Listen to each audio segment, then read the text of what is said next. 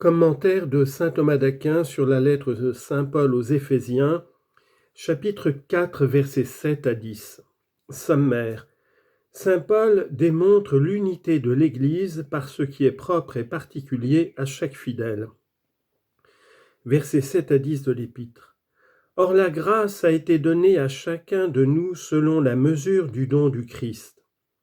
C'est pourquoi l'Écriture dit qu'étant monté en haut, il a mené captive une multitude de captifs et a répandu ses dons sur les hommes. Mais pourquoi est-il dit qu'il est monté, sinon parce qu'il était descendu auparavant dans les parties les plus basses de la terre ? Celui qui est descendu est le même qui est monté au-dessus de tous les cieux, afin de remplir toutes choses. Commentaire. L'apôtre, dans ce qui précède, a démontré l'unité de l'Église par ce qui en elle est commun à tous. Il l'établit ici par ce qui est propre et spécial à chacun de ses membres.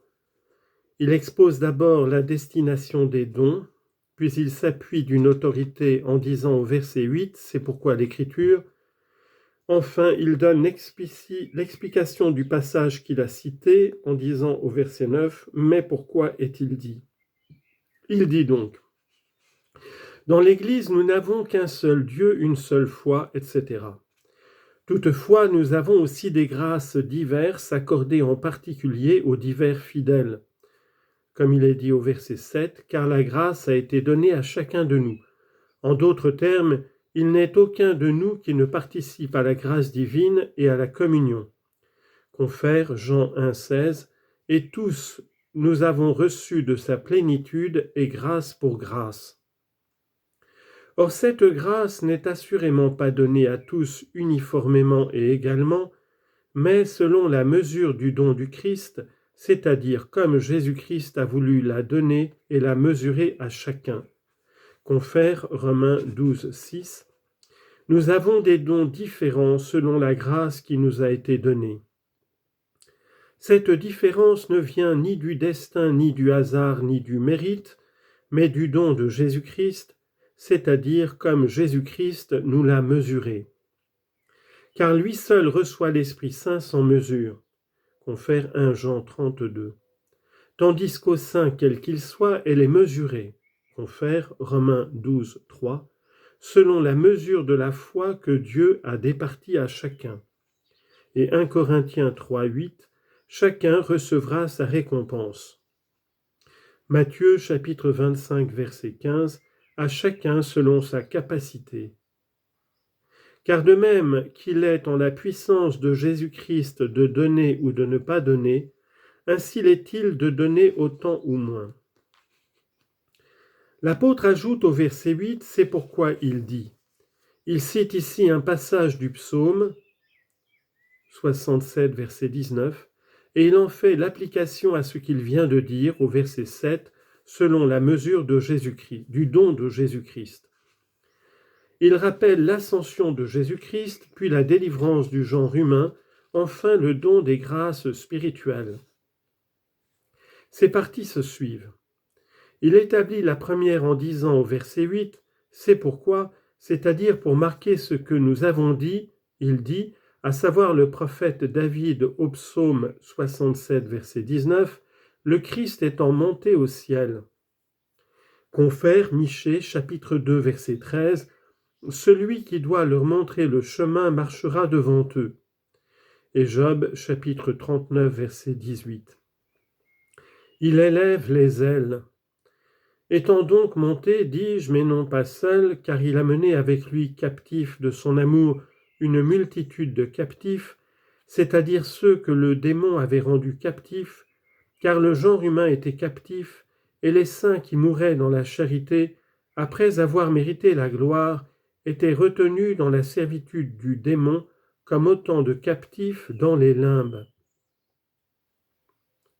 Confère Isaïe chapitre 5, verset 3, mon peuple a été emmené captif. Jésus-Christ a donc délivré ses captifs et les a menés avec lui dans les cieux. Confère Isaïe chapitre 49, verset 24. Peut-on ravir au géant sa proie et enlever à un homme fort ceux qu'il a fait captifs ? Voilà ce que dit le Seigneur. Les captifs du géant lui seront enlevés, et ceux que le fort avait pris seront sauvés. Sans aucun doute, ceci se vérifie non seulement à l'égard de ceux qui sont morts, mais encore par rapport aux vivants qui étaient retenus captifs par le péché, et que Jésus-Christ, en les délivrant de ce péché, a rendu captifs de la justice, comme il est dit, Romains chapitre 6, verset 18. Et de cette manière, il les a conduits en captivité, non pour leur perte, mais pour leur salut. Confère Luc chapitre 5, verset 10, « Votre emploi sera désormais de prendre des hommes. »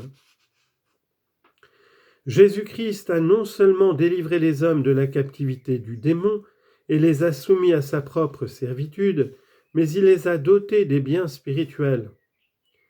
C'est pourquoi l'apôtre ajoute au verset 8, « Il a répandu sur les hommes ses dons, c'est-à-dire les dons de la grâce et de la gloire. » Confère Psaume 83, verset 12, « Le Seigneur donnera la grâce et la gloire. » Et deuxième lettre de Pierre, chapitre 1, verset 4, « Il nous a par lui communiqué les grandes et précieuses grâces qu'il avait promises. » Ceci n'est point opposé à ce qu'on lit dans le texte qui précède, qui disait « Il a répandu ses dons sur les hommes », car il est certain qu'il les a lui-même accordés comme Dieu, mais comme homme, il les a reçus dans les fidèles qui sont ses membres. Il les a donnés dans le ciel comme Dieu, et il les a reçus sur terre, selon cette façon de parler. Confère Matthieu chapitre 25, verset 40, « Ce que vous avez fait à un des moindres de mes frères, c'est à moi que vous l'avez fait. » Quand Paul dit au verset 9, « Mais pourquoi est-il dit qu'il est monté au ciel ?» Il explique le passage qu'il a cité d'abord par rapport à l'ascension. Ensuite, quant à l'objet des dons, au verset 11, en disant « Lui-même donc a donné ». Sur la première division, il montre d'abord comment Jésus-Christ est descendu. Qui est descendu? Ensuite, comment il est monté, en disant qui est monté. Il faut remarquer que Jésus-Christ étant véritablement Dieu, il semble qu'il y ait inconvenance à ce qu'il consente à descendre, car personne n'est plus élevé que Dieu.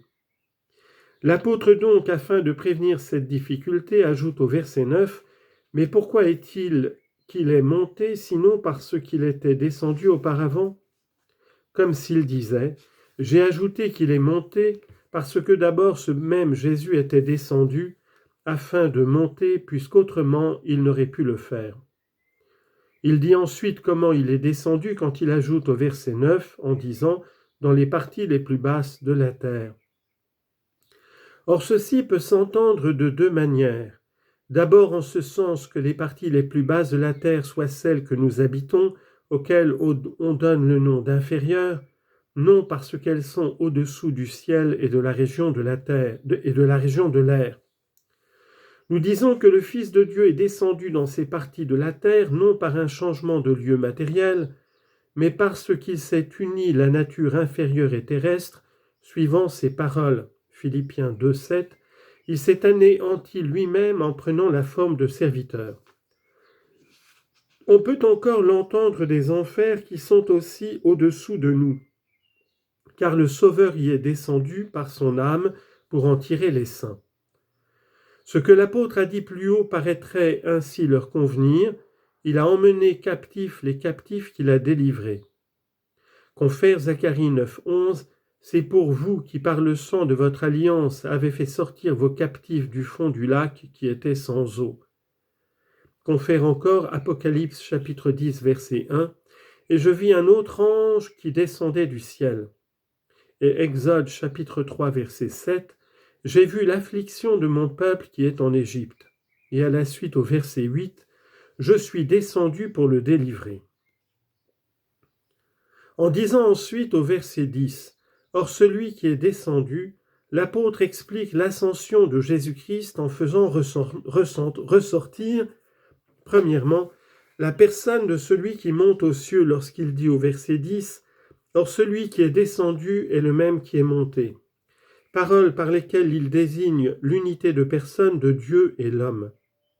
Car ainsi qu'il a été dit, le Fils de Dieu est descendu en s'unissant la nature humaine, et le Fils de l'homme est monté dans la nature humaine à la sublimité d'une vie immortelle.